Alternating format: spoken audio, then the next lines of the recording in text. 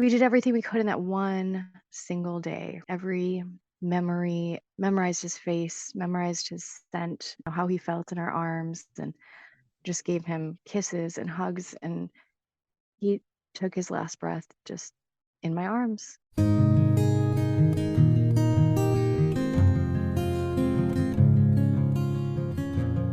Welcome to Bereaved But Still Me. Our purpose is to empower members of our community. I'm Michael Lieben. I'm the father of 3 children, Idan, Sapir, and Liel. Liel, my youngest daughter, was born with a heart defect and later developed autism and epilepsy. Losing her at 15 is what has brought me here to be the host of this program. Sometimes loss or trauma can spur us on to great things. Today, our guest is Jen Burgard. Jen is one of those people who rose from her grief, empowered to help others learn from her experience and to reach out a hand to those who seek help.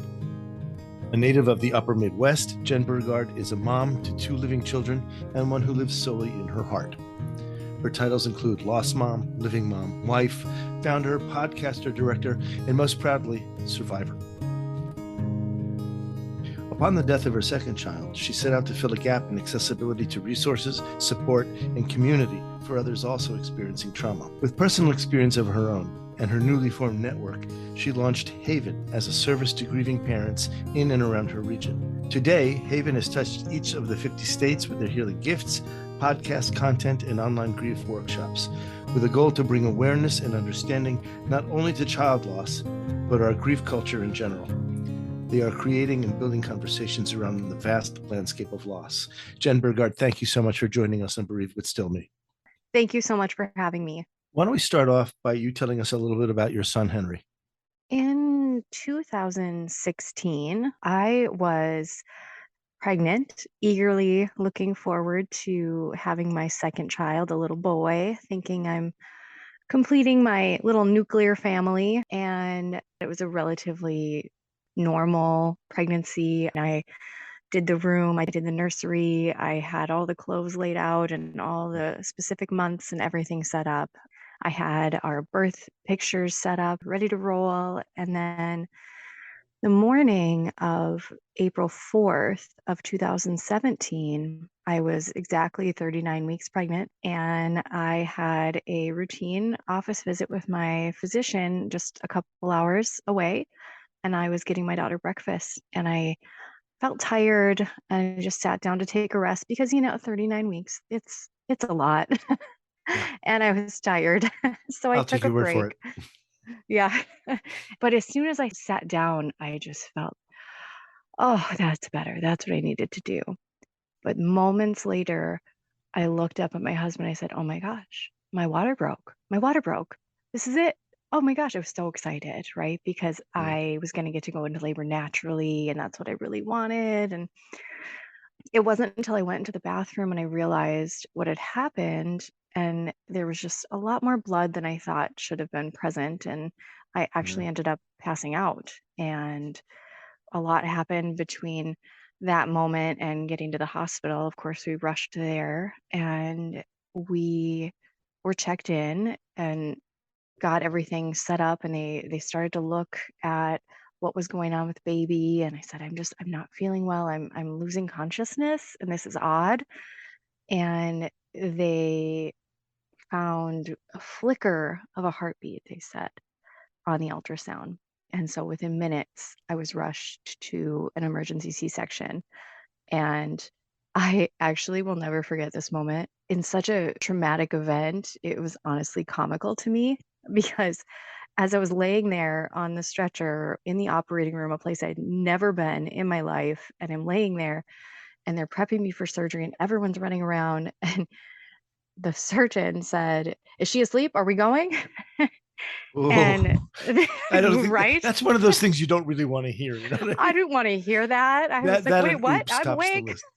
Yeah, oops tops the list, but you don't want to hear Yeah. that. Yeah, yeah. And the anesthesiologist said, "I don't even have the mask on her." And I'm like, "Oh my goodness, what is going on?"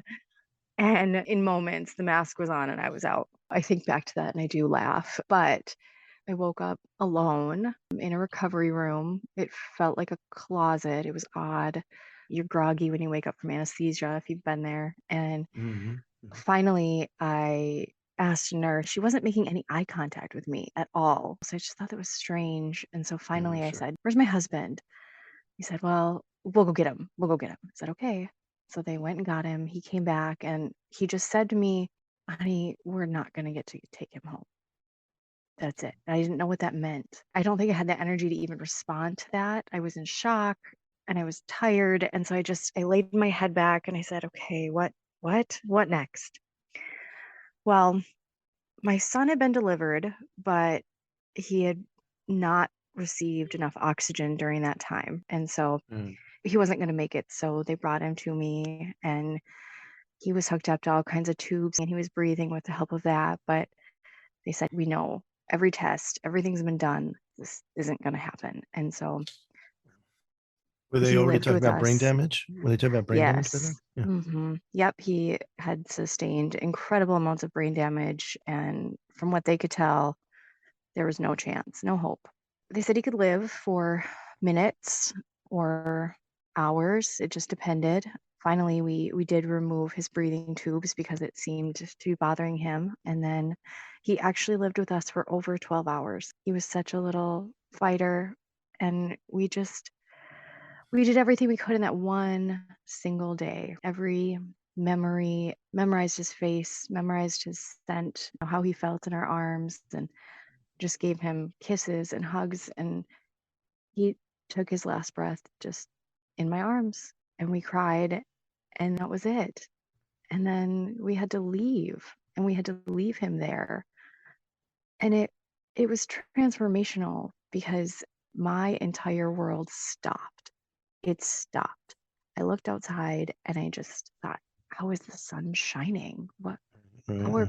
people just walking around drinking iced coffees and driving? Yeah. I was lost. And I remember thinking, everyone kept saying, "This doesn't happen. This doesn't happen. This is so rare. We're so sorry. We can't believe this happened." So I believed that. I believed that that was true. And so I went home with an empty car seat in the back of my car thinking, "Oh my God, I'm like the only person this has ever happened to? What?" I mean, what year is it? From what I knew, nothing was wrong. Found out later what had happened is I'd had a complete placental abruption, which is where your placenta detaches completely from your body. I know it well. I know it well. Oh, it was devastating. And people kept telling me, "You could have died. You could have died. We're just so grateful that you're here." But I wasn't. I was not grateful. I want to talk about that for a second because there are people who say things and sometimes it comes from a good place and they may not be Hmm. saying the right thing, but they really mean it. I think on balance, the fact that you are here is a positive. I mean, it is a Yeah. lucky thing and it is a good thing and it is something that Yeah. you can be thankful for. You didn't make a trade. Right. You know what I'm saying? It It wasn't wasn't. one for the It other, can. which Yeah. can also happen. It wasn't one for the other. But this is something where you really can say, thank goodness I'm here.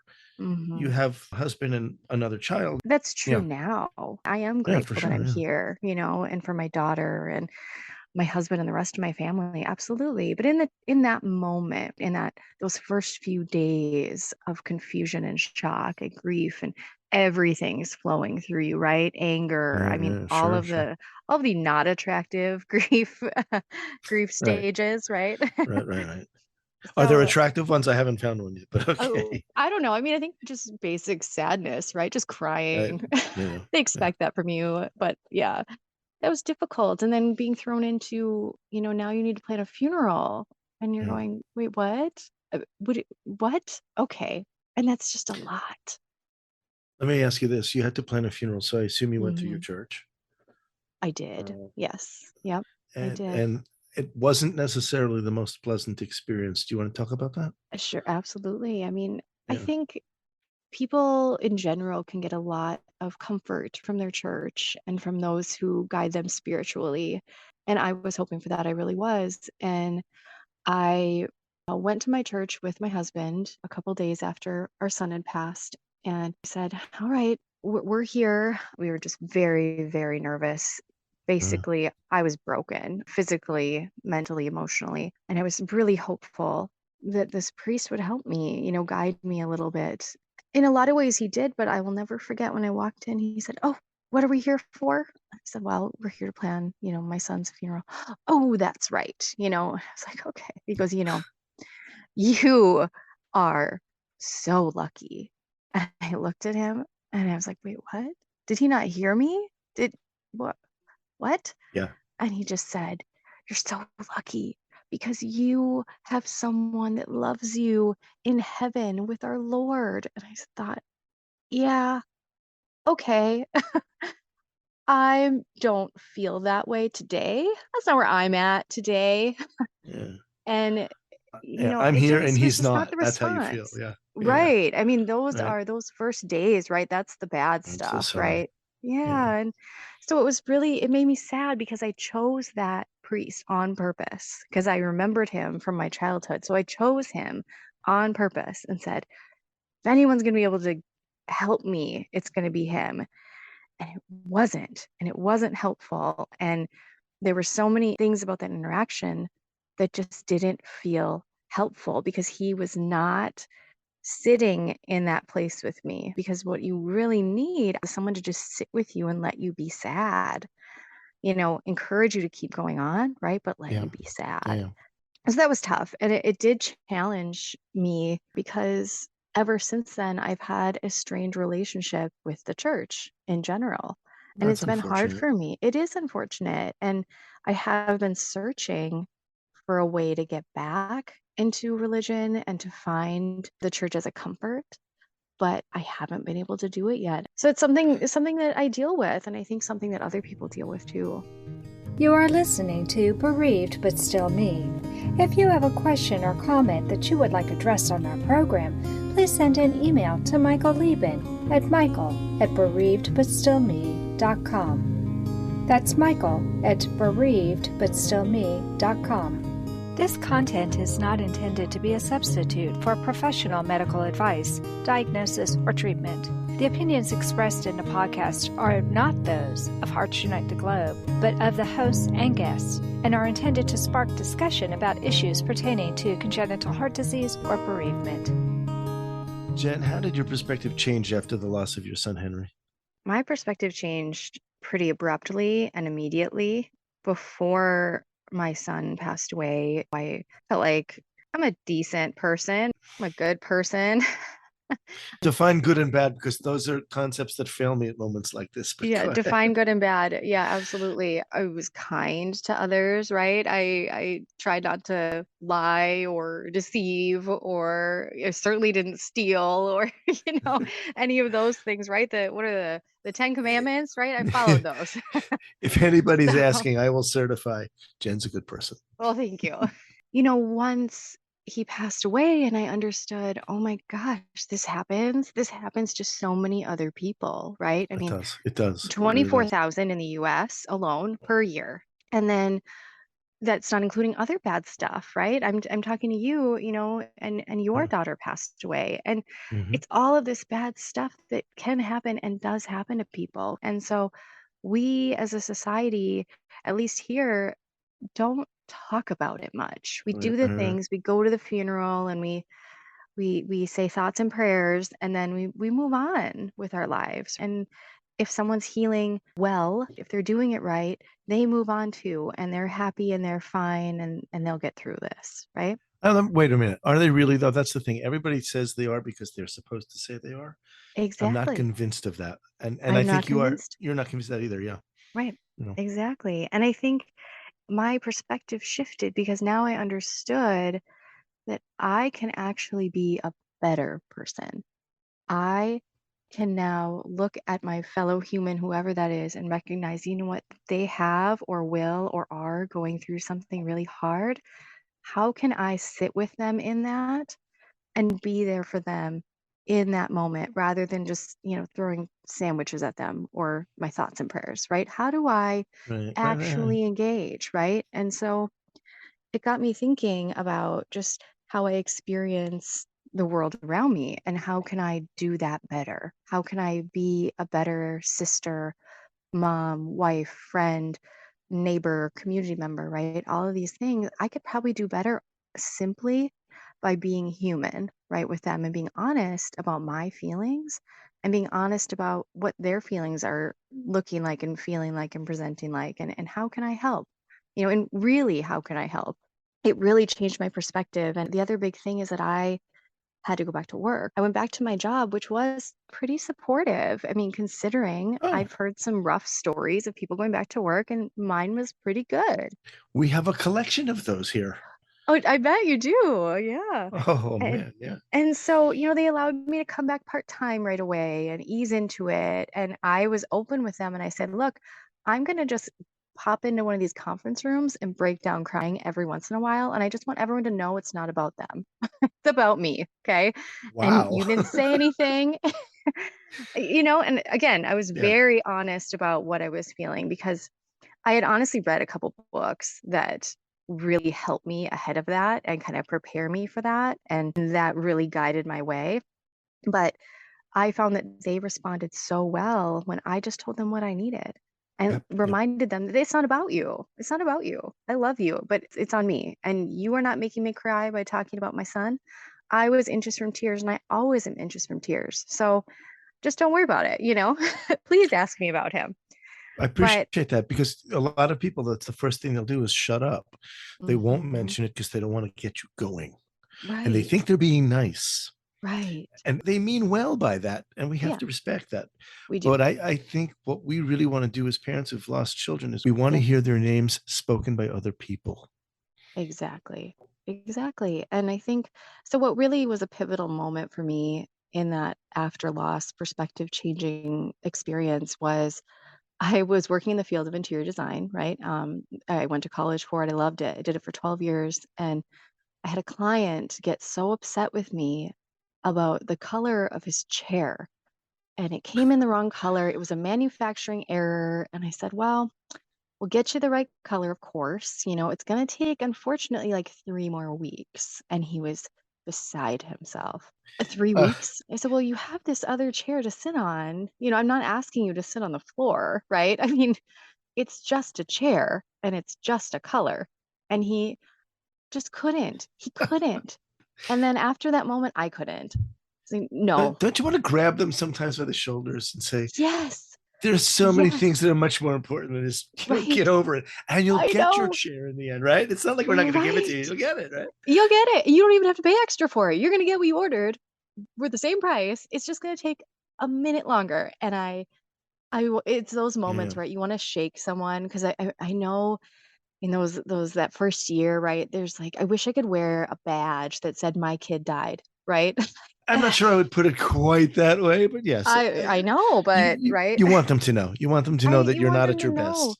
Yeah. Yeah, you're not at your best and bad stuff happens and we should all just be kind, right? I mean, Uh-huh, I'm not uh-huh. asking to be treated specially by any means, right? But also bad stuff happens and your chair is not important. That's not bad stuff. There's a way around that, I think. You can say to them, if your chair being the wrong color is the worst thing that's happened to you, God Hmm. bless you. Yeah, You are right. so lucky, you You're know? right. They are. They And are. then make them Yes. feel, you don't have to make them feel guilty. Just make them No. see that there's Yeah. so many things that this just isn't it. It's just not it. Right. I want to ask you, you said you'd read some books and they were Hmm. guiding you. What books would you offer to parents who've lost a child specifically? Yeah. The two specific books I would offer, the first one I read was It's Okay to Laugh, Crying is Cool Too by Nora Good, McInerney is her name. good. I mean, it's in the title, right? That one's great. And it did actually make me feel okay about laughing again, right? Because as parents, I think when the worst happens, you feel guilty for laughing about anything, right? Like, oh, I can't, I'm supposed to be sad, but I have to laugh. I don't Laughing know. is normal. It's all very confusing, right? The other one I would recommend is by Megan Devine, and it is called It's Okay That You Are Not Okay. All And it right. really talks about grief in our culture. And she really opened up the door for me to understand that it's okay to talk about this. And it's actually, we should Yeah. talk about it. So, Why do you suppose it is that in our society, well, in Western society in general, we're told to sort of keep these things quiet? Nobody's interested in your issue. Nobody wants to hear about it. Because I'm not sure, I'm not sure that's true. I think people do want to be interested in you, but they feel that you have to open up that gate and let them come in because they mhm. don't want to barge in on their own. They'll feel that they're hurting you. the connection between people is what makes us different than the animals. Both sides of that conversation want to be there. So why is it, do you think, that we don't get there? Is it because they don't ask, or we're afraid of showing emotion in public? What do you think that is? There's so many facets to the answer. I think number one, it's being invited to have that conversation by someone. But on the flip side, if you don't feel like you can invite someone into that because you're supposed to be strong, and they'll look at you and say, I don't know how you do it, which they're saying it so kindly and thoughtfully because Yeah. they believe that's true. They believe you are strong and they don't believe they could actually go through that and survive. But what Yeah, but I think people who say that have not been in this position, and right? that's why they can say that, is because I can't imagine what you're going through. Mm, But if you actually sit down and take a minute and imagine going through it, it's mortifying, right? It's so hard. That's some hard introspective work. And that right. takes time and effort. And we applaud strength so much, right? Look at what they've done in adversity. Look at what they've done. No one Yeah. talks about the person who just crumbles in a puddle. Everyone talks about the person who rises up out of the ashes and does these incredible things Right, right. with their pain and, creates purpose, which, gosh, I believe in, right? And that maybe the purpose of that is to help us keep going because that's what we do. It's complicated because we also talk about, pull yourself up by your bootstraps, and get back to it. And when actually that's physically impossible, right? Like the phrase But is so silly. Jen, when we come back, we're going to talk exactly about this point, how sometimes people do find strength and people do rise up, Yeah. even if it's not Yeah. from their bootstraps. Right. Even if it's not by the bootstraps. Yeah. If you've enjoyed listening to this program, please visit our website, heartsunitetheglobe.org, and make a contribution. This program is a presentation of Hearts Unite the Globe and is part of the Hug Podcast Network. Hearts Unite the Globe is a nonprofit organization devoted to providing resources to the congenital heart defect community to educate, empower, and enrich the lives of our community members. If you would like access to free resources pertaining to the CHD community, please visit our website at congenitalheartdefects.com for information about CHD, hospitals that treat CHD survivors, summer camps for CHD families, and much, much more. One of the things that we've learned from doing this podcast for years is a term called post-traumatic growth, which is where someone has a traumatic experience, but the person actually grows from the tragedy. It seems as though the trauma of losing Henry has helped you in that way, in what you do today. Let's talk a little bit about how you came to the decision to start your organization, Haven. In starting Haven, it started as honestly like a craft project. you know, because I wanted to do something that mattered. So I talked about those two books that were important to me, and I wanted other people to get those books in their hands. And there were so many amazing people, right? I had a great support system. I will say that. I had a fantastic family and friend network, and they did great things for me. And what I wanted to do is to channel that and take all the great things and all the great resources that I got that took me months and months and months to collect and give them right away. Give them right away to these parents that are experiencing a loss like this. So whether it's miscarriage, whether it's stillbirth, whether it's SIDS, anything, right? Any kind of child loss, how can I make sure they are getting the best of the things that I got? And so I started out wanting to just create these gifts, but how do I get them to them? And all of this. And so in 2017, I started in the late end of the year, and I think I gave out like two gifts, right? From November to That's all right. December. That's all right. And then in 2018, I was able to give out like 29 gifts. So exciting. And, I started meeting with the hospital locally and talking to them about how can we integrate this for these families. But as it grew, and as more people learned about these gifts, which we provided at no cost to the families, so we're trying to raise some money to make this happen. Mm-hmm. And then we would meet these families and I would meet these other moms and I would just say, gosh, like, what else would be helpful? Like getting together and talking and having coffee. And it became really important that we offer more because a grief circle, right, for lack of a better term, is fine, right? Sitting in a church Yeah. basement, everyone goes around, tells their story. Then we have like 5 minutes of casual conversation, and then we all have cookies, lemonade, and we're out. That's great. That's so great. But for me, I felt like connecting organically to other parents through activities that I would actually enjoy doing is more natural because it's more natural friendships, right? You're creating natural friendships and connection that don't feel forced because, hey, we're both in the sad club where our kids died. But instead, like, what else do we have in common? What are you doing to honor your child with your living children? So we started hosting things like floral workshops for moms and hand lettering classes and coffee meetups and yoga classes that were focused on grief healing. And so these were just more natural ways for these people to find connection and to find other friends. And now they have. They've found these lifelong friendships now through this group, through organic meeting. And it snowballed after that. And then I was like, well, what else? What else do people want, you know? Wow. And so we went that way for years, myself and the board. And finally, just this past year, we thought we talk a lot about accessibility and a resource to parents. And a friend of mine specifically had said, when my son died, I went on YouTube to try to find people recording their stories of their child and Oh, how their experience was and how they were surviving. And I was desperate for any information. You know, I was looking on Facebook groups everywhere. And I couldn't find much. And I thought, parents want to talk about their kids. They want to share about their kids. They want to share about their stories, their grief, their perspective, how they've grown.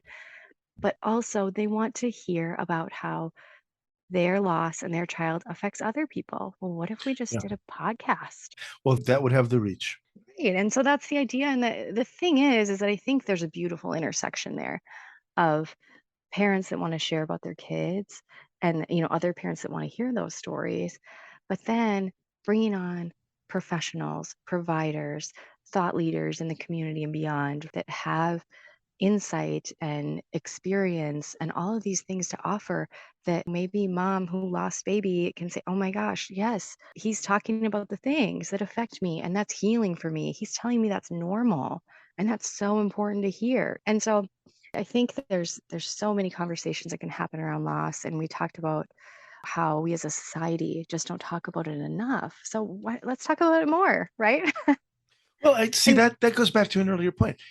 The mhm, fact that you and I can host podcasts and that we don't have any shortage of guests and the people are coming on, that's the answer. People really do want to talk about this. And yeah. it turns out there's a bunch of people who want to hear about it because maybe Hmm. they're not talkers or maybe they're a little shy to be out in public, Yes, but they yes, need to right. know that they are not the only ones with this story. You know, my father taught me years ago, you can't have a problem that somebody didn't have before you. It just doesn't exist. Mm-hmm. And if Mm-hmm. you can come to a central location like a podcast, which has years of guests and interviews, you'll find something that approaches where you are. And that's so Mm-hmm. important for people. They want to know they're not the first people out there with this problem. Right. It's just like that first day when I lost my son, right? When Henry died, and they said this never happens. But then I come to find out actually it does. And actually, you can talk about it with all these people and feel better, and you can all survive together because it wasn't until I met other moms that had survived years before me in losing their children that I thought, oh my gosh, I can survive too because they did and Mm-hmm, I can. mm-hmm. And I think that's so valuable. So, how does somebody who's in this position of grief right now go about receiving a gift from Haven? How do we find you? So we have a website and it is called havenmidwest.org. And there is a tab for healing gift and there's a little request form. It just asks for some information and that gets sent to us. And then all of our gifts are actually packed by other lost parents. Is this only within the continental US or is this At overseas? this point, we have shipped to Canada. We will traipse that hurdle when it arrives if we're shipping elsewhere, but I don't see an issue with that at this time. Do you think your podcast is going hand in hand with Haven to really help get the word out and really move it around? You notice that after the podcast, you get more contact to Haven.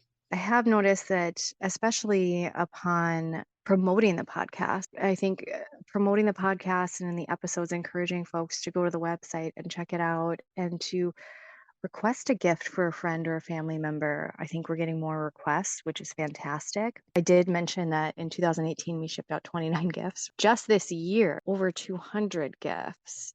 So it's been steady growth, which is great to see. And I think a big part of that, and one of my big messages, even in the podcast, is I encourage folks to reach out, request a gift for someone, and don't assume that someone else already did, because it's so much better that 5 people request a gift for the same person. We'll still just Exactly. send one, right? We'll still send one. But it's so much better if 5 people request it for that parent than none. I can stipulate for anybody who wants to know, as I said earlier, Jen Burgard is a nice person. Oh, You know what? She's a wonderful person. She wants to give gifts to people. She wants to help people. She wants to share from her own experience so that you don't have to feel that you're cutting your way alone, because you're really not. right. And so for that, Jen Burgard, I want to thank you so much for joining us on Bereaved But Still Me. Thank you so much for having me. This was wonderful. And that concludes this episode of Bereaved But Still Me. I want to thank Jen Burgard for sharing her experience and her wisdom with us. Please join us at the beginning of the month for a brand new podcast. I'll talk with you soon, but until then, please remember, moving forward is not moving away. Thank you for joining us. We hope you have felt supported in your grief journey.